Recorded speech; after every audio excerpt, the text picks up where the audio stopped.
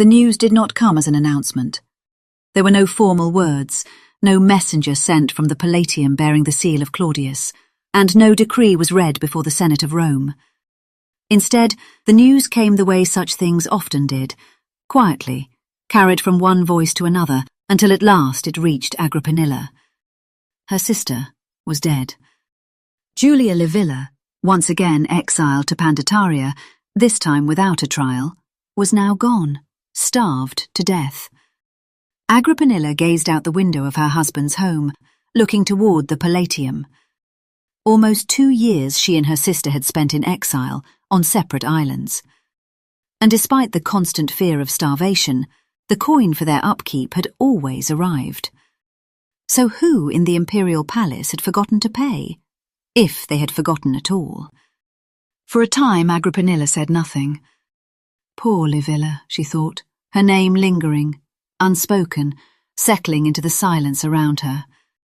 And with her name came the others, Nero Caesar, Drusus Caesar, Caligula and Drusilla, her siblings, all of them gone, like Livilla.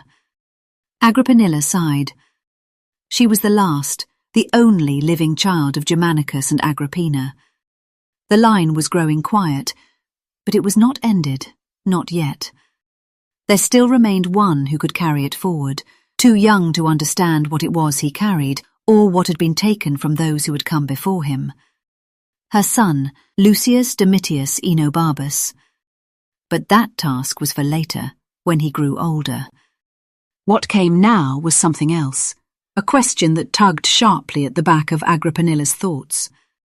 Not how her sister had died, but how such a death had been allowed to pass without being named. Agrippinilla turned towards the marble bust of Uncle Claudius that all noblemen displayed in their homes since his ascension. She studied the carved features, wondering, would he do this? Recall Livilla and herself from exile, only to then order their deaths? This behaviour did not match the Uncle Claudius Agrippinilla had grown up with in the home of her grandmother Antonia. But she had also learned that imperial power had a way of changing people. Her brother Caligula had certainly changed. His fear of betrayal invented plots in every person Caligula encountered. And Uncle Claudius had experienced no less loss than had her brother. His father Drusus had died soon after he was born. His firstborn son had choked to death on a pear. His first childhood bride had died on her way to the marriage. His brother, Agrippinilla's father, had been poisoned. Uncle Claudius could have easily been executed when his brother-in-law Sejanus had fallen, and he had come close to losing his life again when Cassius Chaereas slaughtered the imperial family. Loss seemed to follow Uncle Claudius.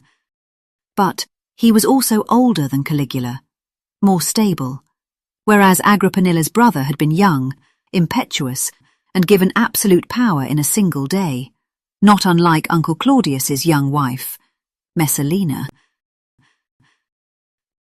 It was time to leave Rome. Agrippinilla oversaw the servants' packing of their household necessities and luxuries. Passienus, her husband, had just been given the province of Asia to govern for a term of 2 years, and rather than remain behind in Rome, as wives often did, Agrippinilla decided that she and her son, Lucius Domitius, would travel to Ephesus with him. Because war was on the horizon. All Rome knew that Scribonianus, the governor of Dalmatia, had issued an ultimatum to Claudius. Unless he abdicated, Dalmatia's legions would march on Rome. Uncle Claudius would be overthrown. And according to Palatine rumour, Claudius was considering it.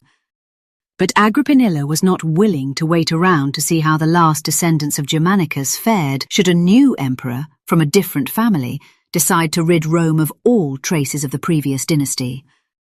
And for that reason, Agrippinilla was certain that Claudius would not abdicate, even if he was considering it. The small army of freedmen who helped him govern the empire would certainly argue against it, for they were unpopular. And Narcissus, the man who carried the emperor's words to the Senate, he was despised most of all, a common freedman who consuls were expected to chase around, begging a moment of his time, just to get a petition to Claudius. How long would any of the imperial freedmen last if Scribonianus claimed the throne? Narcissus, Pallas, Polybius, all would fall without a second thought from Rome's new emperor. And Scribonianus was growing his support, at least from within the Senate. Vinicianus, the nephew and adopted son of Marcus Vinicius, fled Rome the moment he learned of the rebellion against Claudius. He had begged Vinicius to join him, but Livilla's widower refused, remaining in the city to stand at Claudius's side. But Vinicianus, along with several other younger senators, quickly joined Scribonianus in Dalmatia, eager to participate in the upcoming march on Rome. But the march on Rome never came. Before Scribonianus could even begin his advance into Italy, the legions of Dalmatia turned against him. Within the same 5-day period issued to the emperor to step down, the soldiers had entirely abandoned Scribonianus. Some refused to carry the standards against Rome herself. Others feared the growing strength of the Praetorian Guard and the consequences of the imperial freedmen should they lose the inevitable battle. And so, the rebellion of Lucius Arruntius Camillus Scribonianus collapsed almost as quickly as it began. Scribonianus killed himself, and so did Vinicianus. Rome took a breath, but Agrippinilla did not. She still needed to leave the capital. The death of her sister Livilla, the execution of Appius Silanus, these had nothing to do with Scribonianus's rebellion. If anything, Agrippinilla suspected they had helped to create it, fear and execution spreading outward from the Palatine itself, by someone desperate to remove any possibility of a dynastic threat. And sooner or later, the Palatine would turn its attention to her. Agrippinilla dropped a pile of clothing on the bed for the servants to pack, then looked back again towards the Palatium. At least in Ephesus, she decided, out of sight, out of mind. The long-awaited letter from her friend, Junia Silana, finally arrived in Ephesus a few months after Agrippinilla moved into the governor's villa. Life in the east moved differently than it had in Rome. The harbour below the city never seemed to sleep. Merchant vessels arrived daily from Greece, from Egypt, and from Syria, bringing with them strange dialects, unfamiliar spices, and endless streams of travellers. Even the streets sounded different.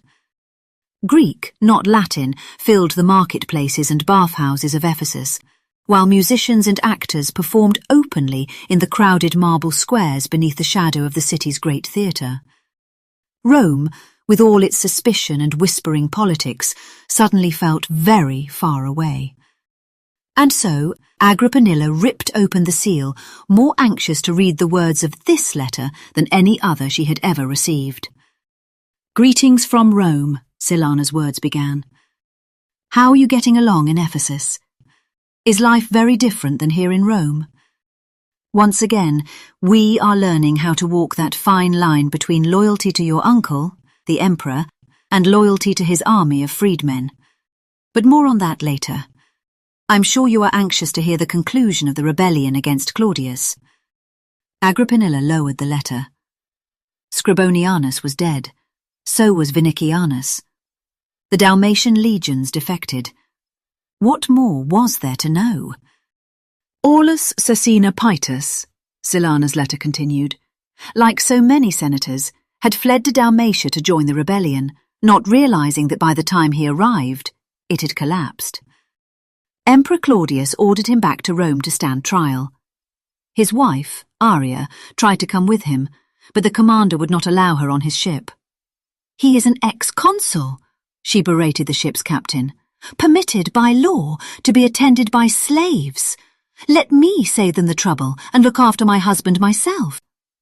But the captain still refused. And so Arria was forced to follow behind her husband's ship, in a vessel of her own.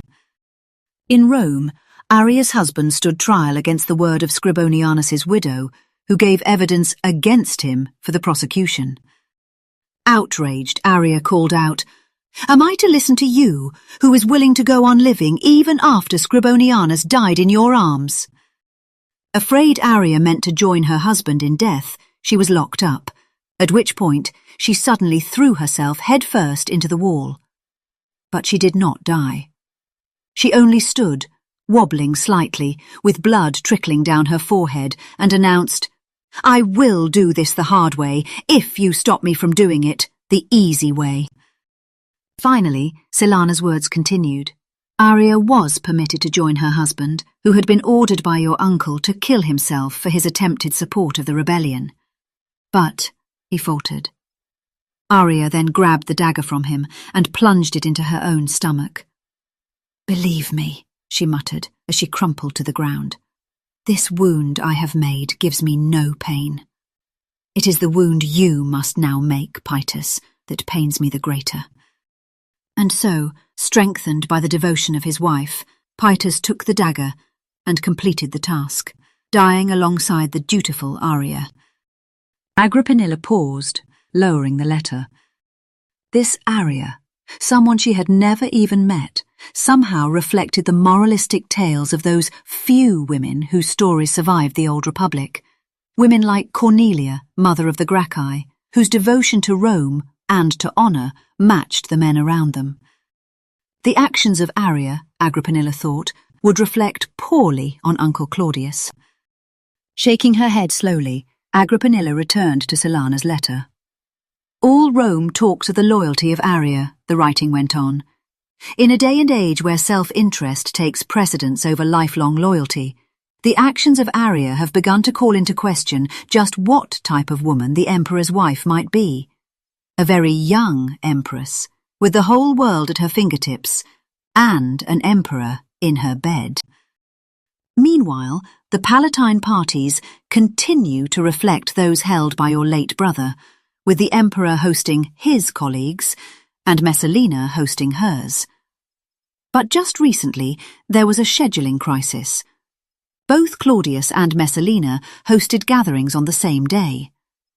The majority of Claudius's guests sent regretful but firm apologies for being unable to attend, only to then turn up at Messalina's affair. Perhaps Messalina served better wine, Silana's letter quipped, but one must wonder how such an error could be made. The freedman Narcissus controls the emperor's communications and schedule, and yet he is always in the company of the empress. Even when my uncle Appius Silanus was taken down, it was both Narcissus and Messalina who stole into Claudius's room in the middle of the night. "Do write me back," the letter concluded. "I am anxious to hear of your adventures in Ephesus and how young Lucius Domitius fares. Your friend, Junia Silana." Agrippinilla set the letter on the table, her thoughts taking shape. Given a choice, the senators had gravitated towards Messalina instead of Claudius, bringing into question just where the true influence of the Palatine lay. Agrippinilla sighed. She had seen this before. How many of Rome's senators had gravitated towards Sejanus when he held the power, only to resent him for their cowardice, and then abandon him the moment Tiberius withdrew his protection. And then they did it all over again with Caligula, kowtowing to the young emperor while secretly plotting his assassination. How long would it be before Messalina wore out her own welcome with the Senate? How long before they resented her for her control of Uncle Claudius? Agrippinilla turned to look at her son, who sat at a nearby desk studying a child's book on Homer. He was the answer, the last of the line that combined the house of Caesar with the house of Germanicus.